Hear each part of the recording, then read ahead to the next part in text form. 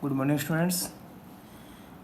आज हम पढ़ेंगे अध्याय 7 परमाणु सिद्धांत, तत्वों का आवर्ती वर्गीकरण व गुणधर्म, जिसे इंग्लिश में बोला गया है एटॉमिक थ्योरी,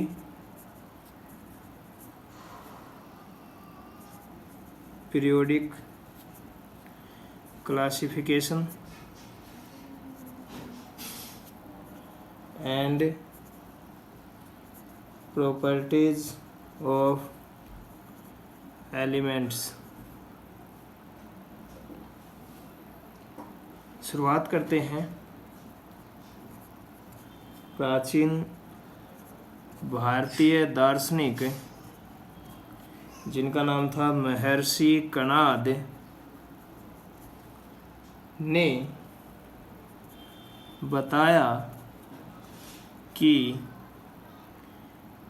पदार्थ को छोटे छोटे टुकड़ों में, अगर इसको हम छोटे छोटे टुकड़ों में विभाजित करते जाएं तो हमें लास्ट में एक ऐसा कण प्राप्त होगा, एक सूक्ष्मतम कण प्राप्त होगा जिसे हम आगे और विभाजित नहीं कर सकते। अगर हम पदार्थ को तोड़ते जाएंगे तो अंत में हमें एक ऐसा बिंदु, ऐसा पॉइंट, ऐसा एक सूक्ष्मतम कण प्राप्त होगा जिसे और अधिक विभाजित नहीं किया जा सकता है।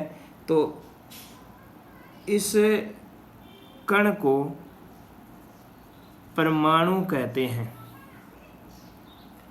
एक अन्य भारतीय दार्शनिक जिनका नाम है पकुधा काव्याम ने बताया कि पदार्थों के भिन्न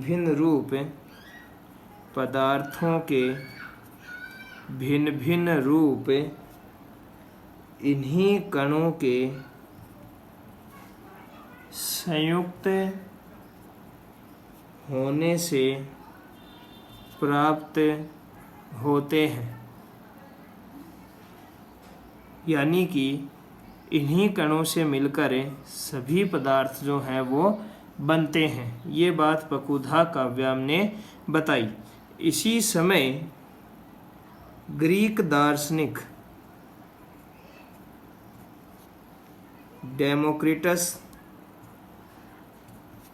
व ल्यूसिपस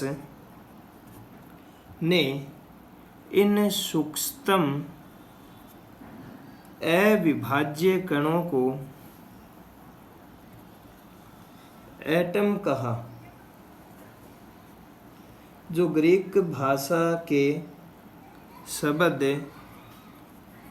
एटोमियो से लिया गया है, जिसका अर्थ होता है न काटा जा सकने वाला। यानी कि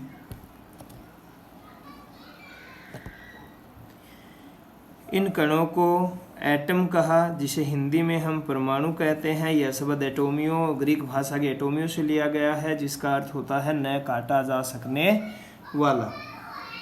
आगे अगर हम बात करें तो सबसे पहले हम पढ़ते हैं डाल्टन के परमाणु सिद्धांत को।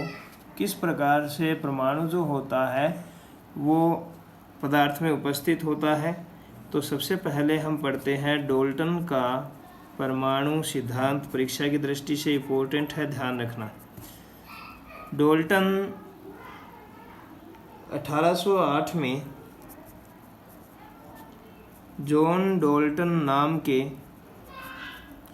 ब्रिटिश वैज्ञानिक या ब्रिटिश स्कूल के अध्यापक ने परमाणु की व्याख्या करने के लिए एक सिद्धांत दिया। यह परमाणु सिद्धांत रासायनिक संयोजन, द्रव्यमान संरक्षण व निश्चित अनुपात के नियमों के आधार पर दिया गया। इसके कुछ मुख्य बिंदु हैं जिनका हम अभी वर्णन करेंगे। पहला बिंदु है कि प्रत्येक पदार्थ छोटे छोटे कणों से मिलकर बनता है, यानी कि जितने भी पदार्थ हैं सभी छोटे छोटे कणों से मिलकर बने हैं, जिन्हें हम परमाणु कहते हैं। दूसरे बिंदु की बात करें तो दूसरा बिंदु है, डाल्टन के अनुसार परमाणु अविभाज्य होते हैं, यानी कि इनके और अधिक टुकड़े नहीं किया जा सकते, इन्हें दो भागों में बांटा नहीं जा सकता। तीसरा जो बिंदु है वो है कि एक तत्व के सभी परमाणु समान होते हैं, वो भार में, आकार में व रासायनिक गुणधर्मों में समान होते हैं। जैसे कि मान लीजिए सोडियम तत्व के जो परमाणु हैं वो सभी क्या है, आपस में समान हैं। नेक्स्ट ये बात करता है कि अलग अलग तत्वों के परमाणु अलग अलग होते हैं, यानी कि अगर मैं सोडियम और हाइड्रोजन के परमाणुओं की बात करूं तो दोनों के परमाणु भार में, आकार में और रासायनिक गुणधर्मों में क्या होंगे, अलग अलग होंगे। नेक्स्ट पॉइंट है कि अलग अलग तत्वों के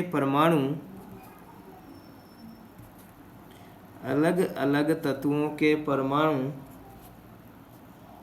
सदैव छोटी छोटी पूर्ण संख्याओं के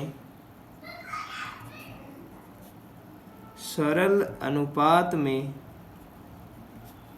संयोग कर यौगिक बनाते हैं, यानी कि जब दो परमाणु आपस में संयोग करके यौगिक का निर्माण करते हैं तो ये दोनों के जो परमाणु हैं वो छोटी छोटी पूर्ण संख्या के रूप में जुड़कर यौगिक का निर्माण करते हैं। नेक्स्ट पॉइंट बताया डाल्टन ने कि रासायनिक अभिक्रिया में जब ये रासायनिक अभिक्रिया हो रही है तो इस रासायनिक अभिक्रिया में न तो कोई परमाणु का निर्माण होता है और ना ही कोई परमाणु नष्ट होता है, यानी कि सिर्फ परमाणुओं का क्या होता है, पुनर्व्यवस्थीकरण होता है, पुनर्व्यवस्थित होते हैं परमाणु। इसमें न तो अभिक्रिया में कोई नया परमाणु बना है और न ही कोई परमाणु इसमें नष्ट हुआ है। ये बात बताई डाल्टन ने परमाणु के बारे में। डाल्टन का परमाणु सिद्धांत बहुत सारे तथ्यों की व्याख्या नहीं कर पाया, परंतु इसके द्वारा परमाणु के बारे में वैज्ञानिक तथा प्रायोगिक तथ्यों के आधार पर अग्रिम अन्वेषणों की पुख्ता नींव रखी गई। 19वीं शताब्दी में यह ज्ञात हुआ कि परमाणु में कुछ और छोटे छोटे कण भी होते हैं और इस कारण परमाणु संरचना की ओर संशोधन हुए और सबसे पहला मॉडल थॉमसन के द्वारा प्रस्तुत किया गया, जिसे हम थॉमसन का परमाणु मॉडल कहते हैं। अब हम पढ़ेंगे थॉमसन का परमाणु मॉडल।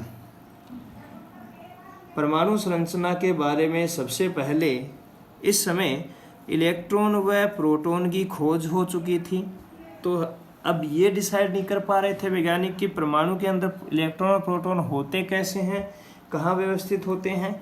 इसलिए परमाणु संरचना को समझाने के लिए सबसे पहला मॉडल थॉमसन ने प्रस्तुत किया और इनके अनुसार ये जो मॉडल है ये 1898 में प्रस्तुत किया गया।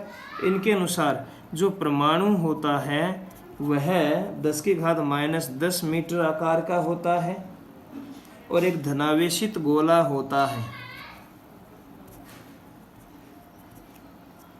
जिसमें समान मात्रा में ऋणावेशित इलेक्ट्रॉन होते हैं। समान मात्रा में ऋणावेशित इलेक्ट्रॉन व्यवस्थित होते हैं। इसे प्लम पुडिंग मॉडल भी कहा जाता है। प्लम पुडिंग एक प्रकार का क्रिसमस केक है और इसमें धनावेश अगर परमाणु की बात करें तो जो धनावेश होता है वो पुडिंग की तरह होता है, और जो ऋणावेशित कण यानी इलेक्ट्रॉन होते हैं, इलेक्ट्रॉन इसमें पलम की तरह बिखरे होते हैं। हम इसे भारतीय उदाहरणों के रूप में भी इसकी व्याख्या कर सकते हैं। जैसे हम अगर एक तरबूज की बात करें तो तरबूज का जो लाल भाग होता है वो धनावेश होता है, और इसमें जो बीज होते हैं जगह जगह पर ये इलेक्ट्रॉन की भांति होते हैं, यानी इस प्रकार से परमाणु में इलेक्ट्रॉन वितरित होते हैं। हम इसका उदाहरण एक लड्डू से भी ले सकते हैं। लड्डू जो होता है वो येलो रंग का होता है, जो कि धनावेश भाग है, और इसमें जिस प्रकार से लाल रंग के बीच बीच में बूंदी अलग होती है वो इलेक्ट्रॉन की भांति वितरित होती है। तो इस प्रकार से थॉमसन का परमाणु मॉडल जो है यह इसने स्पष्ट किया कि परमाणु में धनावेश और ऋणावेश की मात्रा समान होती है और परमाणु वैद्युत रूप से उदासीन होते हैं। इसकी कमी क्या रही? तो इसकी सिद्धांत की कमी यह रही कि परमाणु का विद्युतीय रूप से उदासीन होना तो स्पष्ट हो गया, परंतु आगे यह प्रतिरूप रदरफोर्ड के क्षणपत्र प्रयोग को नहीं समझा सका। अतः यह सिद्धांत शीघ्र ही निरस्त कर दिया गया और केवल ऐतिहासिक महत्व का रह गया।